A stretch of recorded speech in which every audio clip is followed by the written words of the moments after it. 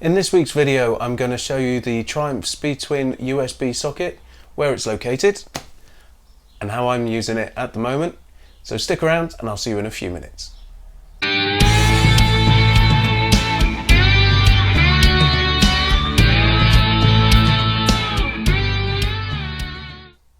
On the SpeedTwin, the USB socket is underneath the seat.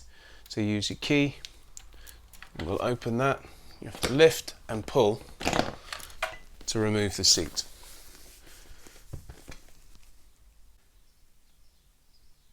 So with the seat off, you can see the USB socket is just here, just on top of the battery or on the side of the battery, and it's just got a flip open case in there. USB goes into there. So it's quite easy to get to, there's no fiddling around with it, it's just nice and simple, and that just clicks back on when you're not using it. So that's the USB socket. There's only one on the bike, and now I'm going to show you what I'm plugging into it at the moment.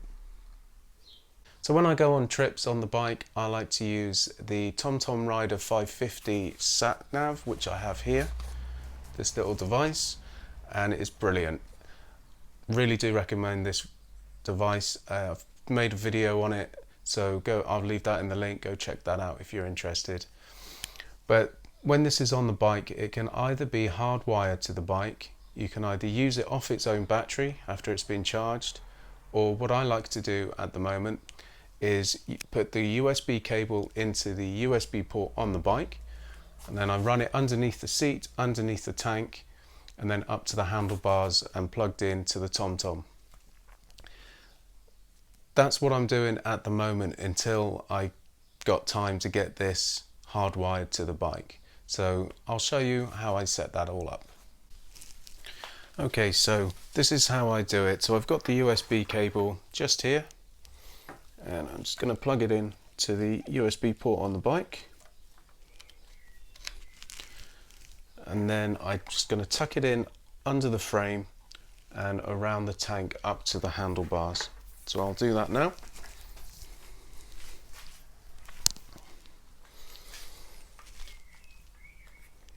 In there, through here,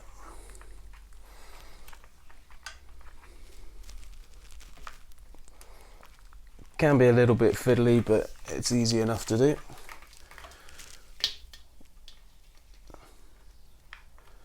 So tuck it in so it's nice and out of the way of the seat, and then so underneath the tank there's like a little ridge there that I can just put the cable underneath to the front of the tank and up through the middle.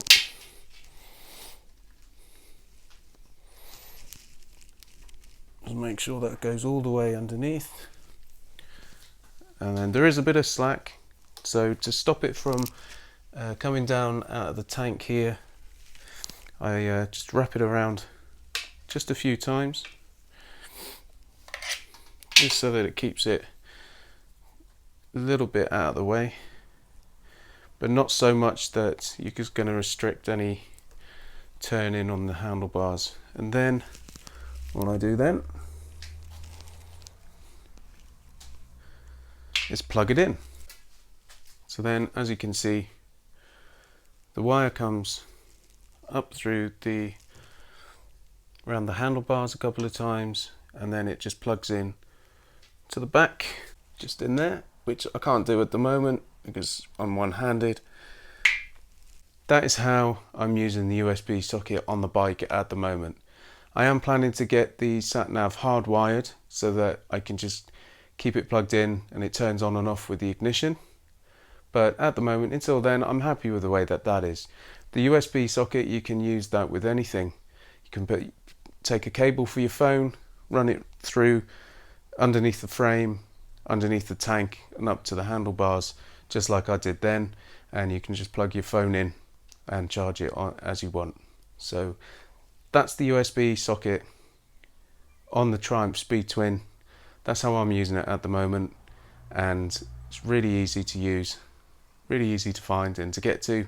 The only thing that is a problem is sometimes the seat can be a bit of a, not a nightmare, but can be a bit fiddly to get back on.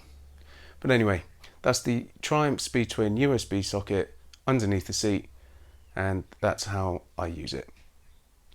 Thanks for watching the video. If you did like it, please remember to hit like and consider subscribing so that you don't miss any more videos.